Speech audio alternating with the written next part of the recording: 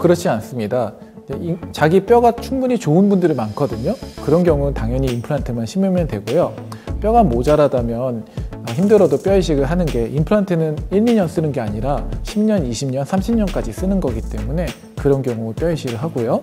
뼈가 충분히 좋으신 분들, 그런 분들은 전혀 뼈 이식이 필요 없습니다.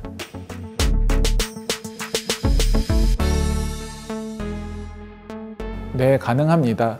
대부분 조절되는 당뇨 환자분들은 임플란트를 했을 때 성공률이 크게 차이가 없습니다. 골다공증도 마찬가지인데요. 다만 당뇨 수치가 매우 안 좋거나 골다공증 수치가 안 좋을 경우에는 먼저 내과적인 치료로 그것을 컨트롤하고 임플란트 하는 것이 성공률을 높이는 데 도움이 됩니다. 그거는 사람의 씹는 패턴, 그리고 얼마나 음식을 좋아하는지, 또 얼굴 크기, 여러 가지 요건이 작용을 하는데, 일반적으로 저희가 60세 이상은 씹는 힘이 20대, 30대보다는 적기 때문에 필요가 없다고 생각을 하고요.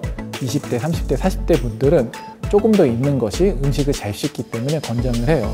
그러면 실제로 맨디에 있는 어금니가 없었을 때 저장력이 얼마나 떨어지냐? 사람에 따라 다르지만 원래 갖고 있던 게 100이라면 맨디에 게 없었을 때는 어떤 사람은 90%, 어떤 사람은 80%까지 나오기 때문에 그런 것들을 고려해서 하면 되고, 반드시 필수적이지는 않습니다.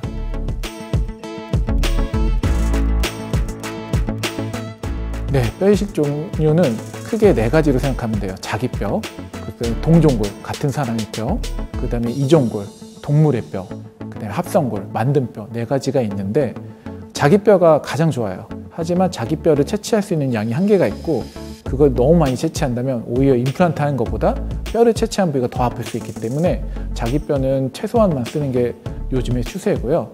그 다음에 많이 사용되는 거는 동종골. 같은 사람 뼈는 뼈가 형성되는 능력은 좋지만 흡수가 좀 빨라요. 그 다음에 이종골.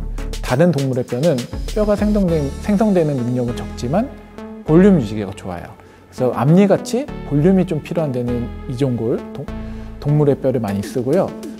뼈가 빨리 생성돼야 되는 어금니 같은 경우는 동종골을 많이 쓰고, 합성골은 아무래도 단가가 조금 더 저렴하고 많이 만들 수 있는 장점은 있지만 뼈이식 능력이, 형성 능력이 좀 떨어지기 때문에 조금 어렵지 않은 쉬운 케이스에 선별해서 쓰고 있습니다.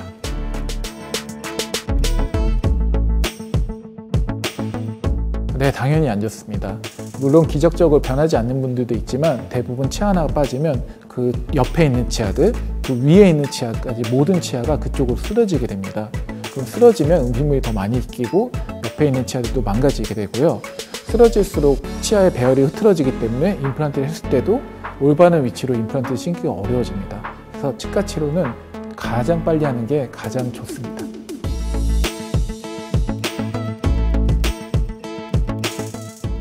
그렇지는 않습니다. 치아가 흔들리는 게 정말 뽑을 정도로 흔들리는 것도 있지만 일시적으로 염증이 너무 심해져서, 특히 몸 컨디션이 떨어졌을 때 과하게 흔들리는 경우도 있어요.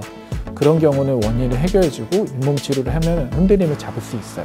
그런 치아들은 살리는 게 좋고, 너무 많이 흔들리고 이게 옆에 치아까지 망가뜨릴 정도다 그러면 빨리 뽑는 게 좋아요. 그래서 치과에 오시면 방사선 검사, 또 치주 프로빙 검사, 여러 가지 임상 검사를 통해서 이 치아를 뽑을지 살릴지를 먼저 결정하는 게 가장 중요하고, 살릴 수 있는 치아는 반드시 살려서 치료하는 게 대부분의 치과 의사들의 소명감이 있습니다.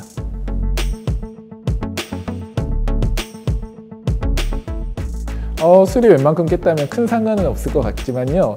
일단은 술을 많이 마시면 이제 저희가 치료할 때 구역 반사 같은 것도 조금 더 나올 수 있고, 아무래도 회복력이 좀 떨어지겠죠. 저희가 이제 수술을 하게 되면 회복하기 위해서 또 약을 먹잖아요. 약을 먹으면 또 거기에 대한 회복을 위해서 간이 많이 쓰여야 되는데, 이미 간이 조금 망가진 상태로 오면 좋지는 않기 때문에 술을 한두 잔 마시는 건 상관없지만 너무 과한 음주는 안 하고 오시는 게 좋겠습니다.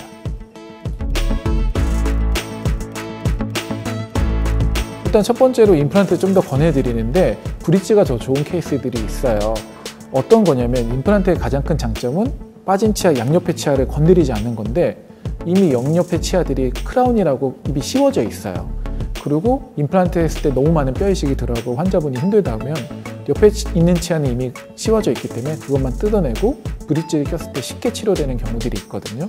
그런 경우는 브릿지를 권하고, 그렇지 않고 옆에 있는 치아들이 건강하다, 그럼 첫 번째로 권하는 건 임플란트입니다.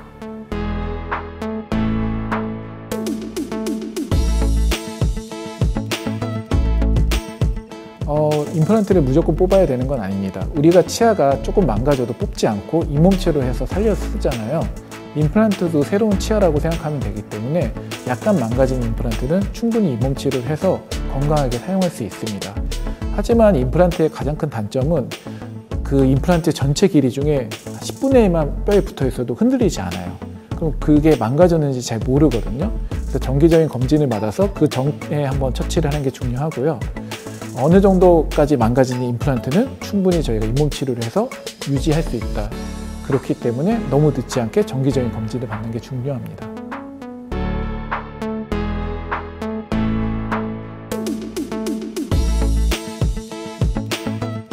뼈 이식을 할 때는 저희가 보통 이제 치아 하나하나 하는 경우도 있지만 여러 개 했을 때는 그 부위를 다 같이 해주는 게 좋아요. 그 이유는 뭐냐면 사람의 몸이란 건 균일성을 유지하려고 그래요. 어디가 울퉁불퉁 튀어나온 걸 싫어해요. 그래서 저희가 어떤 부분만 뼈 이식하고 다른 데는 툭 꺼지게 놔두면 꺼진 쪽으로 뼈 이식한 부분이 같이 꺼지게 되는 경우가 있거든요. 그래서 뼈 이식을 여러 군데를 한다면 다 같이 뚱뚱하게 만들어줘야지 그게 꺼지지 않고 잘 유지가 됩니다.